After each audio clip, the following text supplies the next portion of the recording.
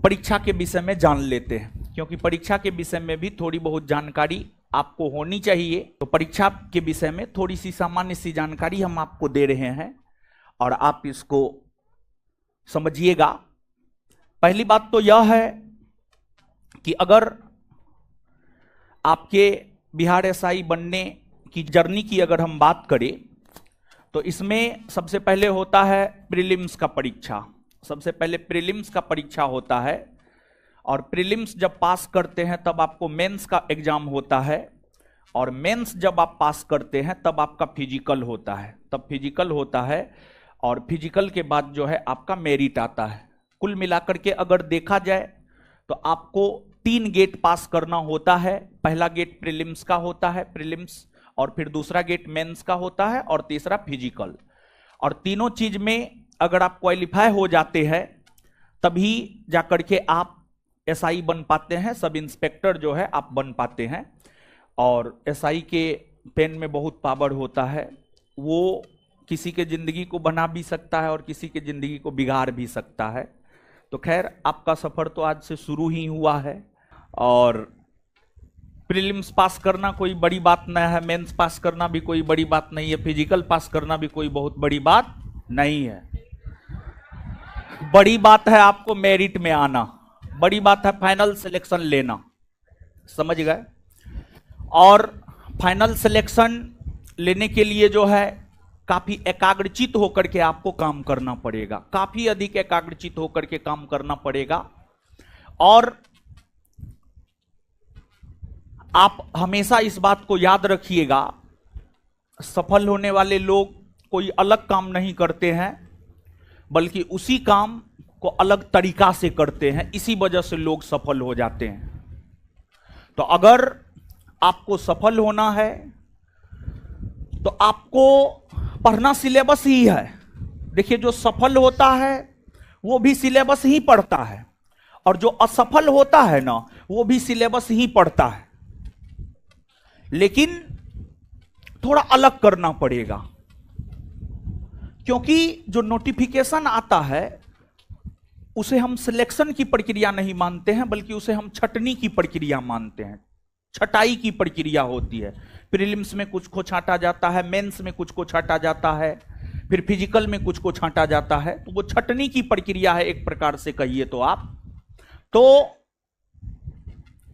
और अगर आप हर चीज में परफेक्ट बैठ जाते हैं तब जाकर के आपका जो है फाइनल सिलेक्शन होता है। तो प्रीलिम्स में, मेंस में और फिजिकल तीनों निकलने पर बहुत हाय तौबा मचाने की जरूरत नहीं है।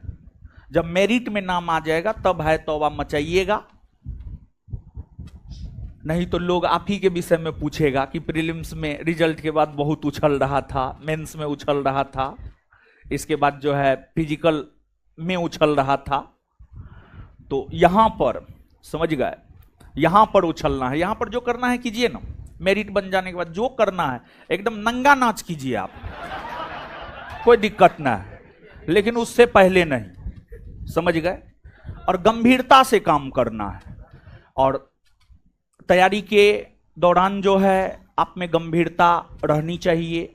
और अगर आप में गंभीरता नहीं है तो फिर दिक्कत है और भारी दिक्कत है। तो थोड़ा बहुत परीक्षा के विषय में जानिए। परीक्षा जो आपको होता है इसमें सबसे पहले आप उम्र जानिए, उम्र जानिए। उम्र की अगर हम बात करें तो जनरल कैटेगरी में मेन की अगर आप बात करेंगे यानी पुरुष की अगर आप बात करेंगे तो मिनिमम उम्र 20 वर्ष और मैक्सिमम उम्र 37 वर्ष। और ओमेन यानी महिला की अगर हम लोग बात करें तो इसमें जो है आपको जनरल कैटेगरी में मिनिमम उम्र 20 वर्ष और मैक्सिमम उम्र जो है आपको 40 वर्ष, मैक्सिमम उम्र आपको 40 वर्ष जनरल कैटेगरी में। तो जनरल कैटेगरी पुरुष मिनिमम 20 वर्ष, मैक्सिमम 37 वर्ष। जनरल कैटेगरी की महिला मिनिमम 20 वर्ष, मैक्सिमम 40 वर्ष। इसके बाद ओबीसी और ईबीसी दोनों, ओबीसी एंड ईबीसी दोनों कैटेगरी में अगर आप आएंगे तो पुरुष पुरुष मिनिमम उम्र 20 वर्ष और मैक्सिमम 40 वर्ष। और यहां पर महिला की अगर हम लोग बात करेंगे तो महिला भी मिनिमम 20 और मैक्सिमम 40। यहां पर पुरुष महिला सेम एज इट इज है। और इसके बाद एससी और एसटी कैटेगरी की बात करेंगे, एससी और एसटी कैटेगरी की बात करेंगे तो इसमें पुरुष और महिला की अगर आप बात करेंगे तो यहां पर भी सेम है। और यहां पर पुरुष जो है मिनिमम 20 वर्ष मैक्सिमम 42 और महिला भी मिनिमम 20 और मैक्सिमम 42। ये उम्र के विषय में हम आपको बता रहे हैं, ये उम्र का तकाजा है। और आप अपना देख लीजिए आप किस कैटेगरी में आते हैं और आपका उम्र इससे ज्यादा तो नहीं ना है, हमको तो नहीं लगता है इससे ज्यादा होना चाहिए।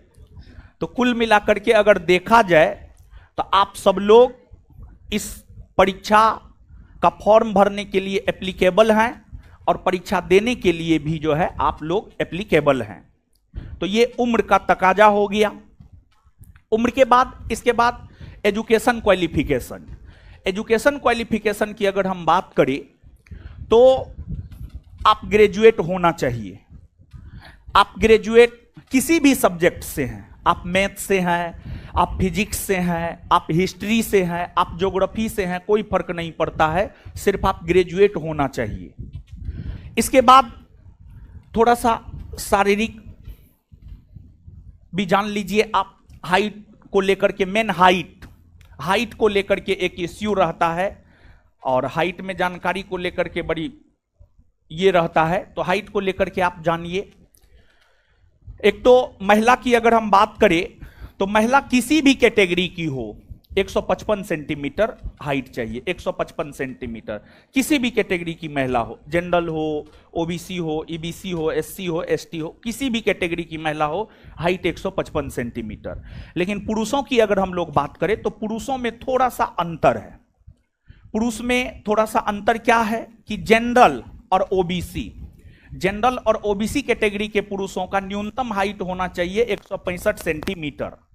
और इसके बाद ईबीसी, एससी और एसटी तीनों कैटेगरी के पुरुषों का मिनिमम हाइट होना चाहिए 160 सेंटीमीटर। 160 सेंटीमीटर। तो महिला में 155 सेंटीमीटर किसी भी कैटेगरी की हो, पुरुष में जनरल ओबीसी 165 सेंटीमीटर कम से कम, और ईबीसी, एससी, एसटी जो है 160 सेंटीमीटर हाइट जो है पुरुषों का होना चाहिए। तो उम्र हमने आपको बता दिया, एजुकेशन क्वालिफिकेशन हमने आपको बता दिया और साथ ही साथ जो है यहां पर हाइट भी हमने आपको बता दिया। इसके बाद आपको फिजिकल के विषय में भी थोड़ा सा जानकारी हम आपको दे देते हैं। लेकिन फिजिकल के विषय में जानकारी लेने से पहले आप इस बात को जानिए कि सबसे पहले तो प्रीलिम्स पास करना पड़ता है, फिर जो है आपको मेंस पास करना पड़ता है और उसके बाद जो है आपको फिजिकल देना होता है। तो यहां पर फिजिकल के विषय में पहले बताते हैं, फिर प्रीलिम्स और मेंस के विषय में बताएंगे, या फिर थोड़ा सा प्रीलिम्स मेंस को जानिए। देखिए प्रीलिम्स के परीक्षा में प्रश्न थोड़ा बहुत सिलेबस से हटके भी रह सकता है और यही वजह है कि प्रीलिम्स थोड़ा टफ माना जाता है। और बात अगर हम लोग मेंस की करें तो मेंस में अकॉर्डिंग टू सिलेबस, मेंस की अगर हम बात करें तो मेंस में जो है प्रश्न अकॉर्डिंग टू सिलेबस रहेगा। मेंस में इधर उधर से प्रश्न नहीं रहता है, लेकिन प्रीलिम्स में इधर उधर से थोड़ा बहुत प्रश्न रहता है। तो ठीक है। और कुल मिलाकर के देखिए, अगर आपको परीक्षा पास करना है, सिलेबस पर अच्छी पकड़ आपको बनानी होंगी। और प्रीलिम्स और मेंस का सिलेबस लगभग सेम है, थोड़ा बहुत अंतर है। और जो थोड़ा बहुत अंतर है, थोड़ा बहुत अंतर जो है आपको क्या है वो अंतर हम आपको बता दे रहे हैं। प्रीलिम्स में जहां करेंट 15 के आसपास पूछता है और मैथ रीजनिंग जो है 5-6 के आसपास पूछता है, वही मेंस में क्या करता है, मेंस में मैथ रीजनिंग को 20 के आसपास कर देता है और करंट को 5-6 के आसपास कर देता है। पहले तो करंट पूछता भी नहीं था, लेकिन अब नया ट्रेंड आया है और नया ट्रेंड में मेंस में भी जो है करंट पूछना शुरू कर दिया है। करंट पूछना जो है आपको शुरू कर दिया है। तो आप इस बात को अपने दिमाग में जाने दीजिएगा अच्छे से, नहीं तो आप ये मत सोचिएगा कि प्रीलिम्स का अलग सिलेबस है और मेंस का अलग सिलेबस है। नहीं, जो सिलेबस प्रीलिम्स का है वही सिलेबस मेंस का भी है। जो सिलेबस प्रीलिम्स का है वही सिलेबस मेंस का भी है। बस अगर फर्क है तो क्वेश्चन पूछने में फर्क है। प्रीलिम्स में करंट का वेटेज ज्यादा रहता है, प्रीलिम्स में करंट का वेटेज ज्यादा रहता है और मैथ और रीजनिंग का वेटेज कम रहता है।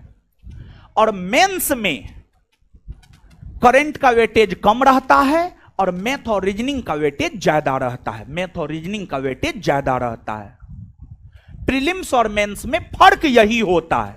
प्रीलिम्स और मेंस में फर्क यही होता है। लेकिन अगर बात सिलेबस की करें तो प्रीलिम्स और मेंस का सिलेबस दोनों सेम है। और अगर बिहार एसआई में रिजल्ट लेना है तो रिजल्ट आपका जीएस से हो जाएगा, लेकिन अगर मेरिट बनाना है तो मैथ रीजनिंग में एक्यूरेसी 100% नहीं सही तो 80% से तो कम होना भी नहीं चाहिए। मतलब अगर 10 गो मैथ रीजनिंग पूछा है तो 8 गो से कम मैथ रीजनिंग आपका सही नहीं होना चाहिए। अगर 20 गो पूछा है तो 16 गो से कम मैथ रीजनिंग आपका सही नहीं होना चाहिए।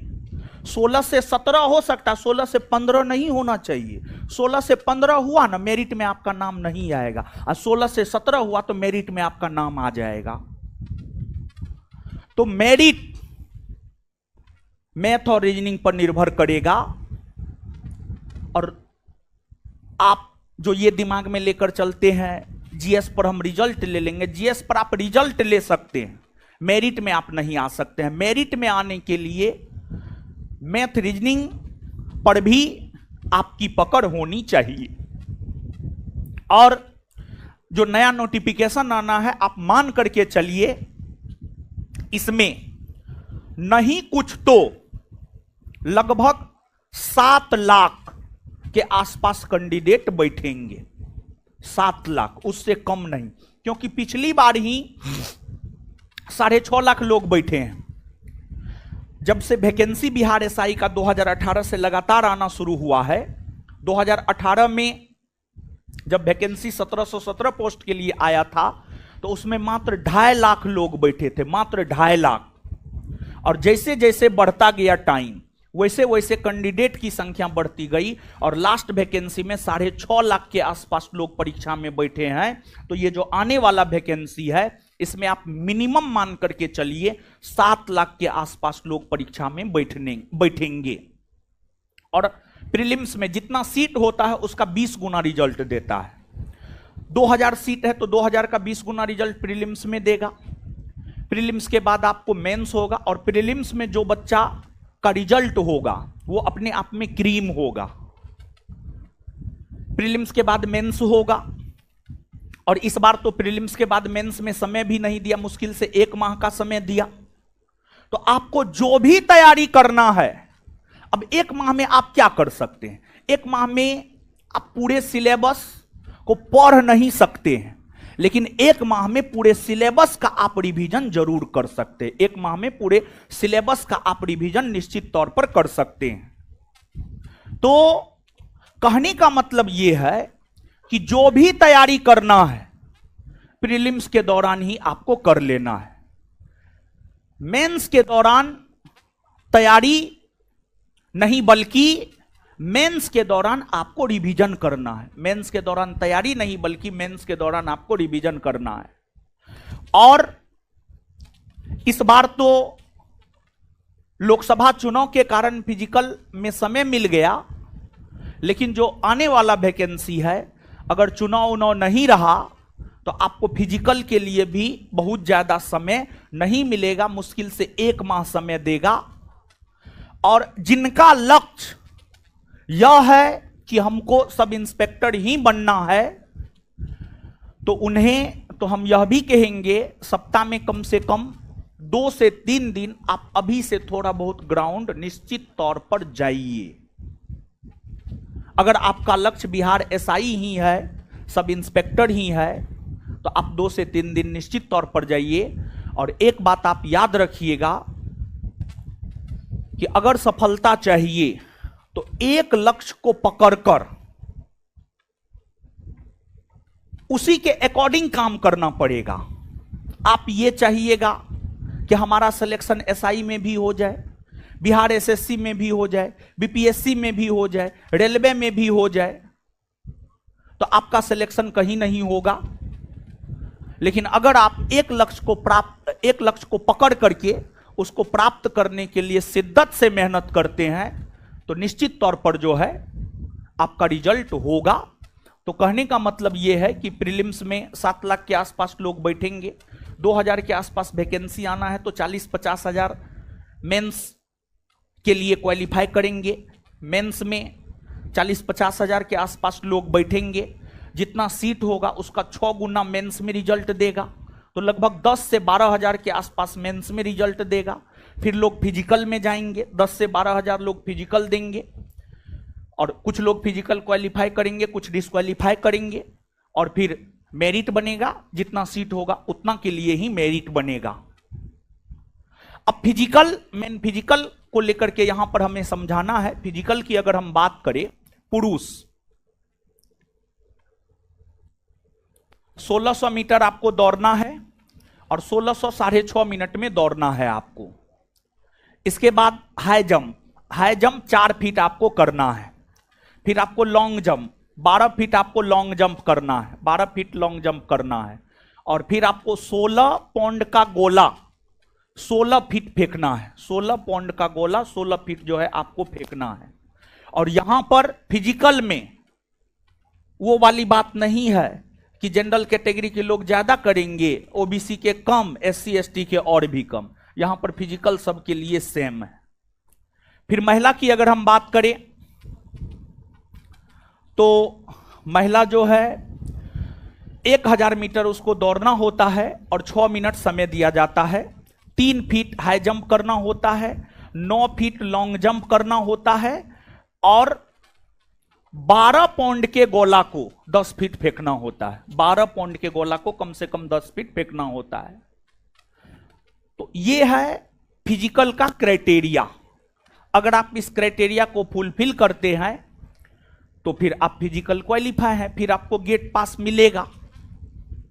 और अगर नहीं करते हैं तो फिर आपको गेट पास नहीं मिलेगा। और फिजिकल को कोई भी लोग आसानी में नहीं लेंगे, क्योंकि जब इस बार 3 माह फिजिकल के लिए समय मिला, और हमारे ख्याल से 3 माह फिजिकल के लिए बहुत ही अधिक सफिशिएंट होता है। और 3 माह में अगर आप फिजिकल नहीं कर पा रहे हैं तो फिर आपसे फिजिकल होने भी नहीं जा रहा है, समझ गए। तो 3 माह बहुत होता है फिजिकल पास करने के लिए। हम भी इस परीक्षा का तैयारी किए हैं, हम भी फिजिकल का तैयारी किए हैं।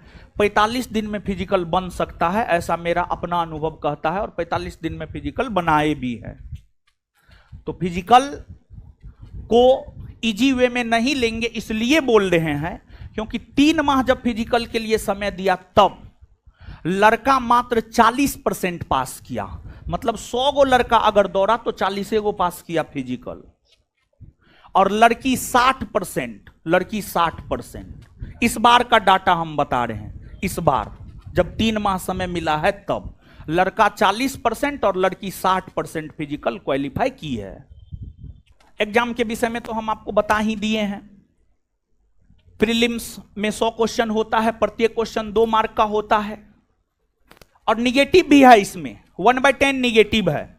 10 गो गलती कीजिएगा तो 1 गो सही वाला कट जाएगा, क्योंकि नोटिफिकेशन देखिएगा तो 0.2 मार्क एक गलती पर कट जाएगा, और एक क्वेश्चन पर आपको 2 मार्क मिलता है, मतलब 1/10 निगेटिव 1/10 है। और 1/10 निगेटिव का कोई मतलब नहीं रह जाता है। प्रीलिम्स में एक पेपर होता है 100 क्वेश्चन का, पास कीजिएगा, मेंस देना होगा। मेंस में 2 पेपर होता है, पहला पेपर हिंदी और दूसरा paper GS. Hindi qualifying nature का रहता है, इसमें भी 100 क्वेश्चन होता है, और मेंस में जीएस पेपर होता है, और इसी मेंस के मार्क के आधार पर बनता है आपका मेरिट। मेन ये है, यहां से आपका मेरिट बनता है। प्रीलिम्स के मार्क के आधार पर आपका मेरिट फेरिट कुछ नहीं बनता है, आपका मेरिट यहां मेंस के सेकेंड पेपर के मार्क के आधार पर आपका बनता है मेरिट। मेन ये है, मेन ये है आपका। और फिजिकल के विषय में तो हम आपको बता ही चुके हैं। हिंदी क्वालिफाइंग नेचर का है, 30% मार्क लाना है, 100 में 30, ठीक है।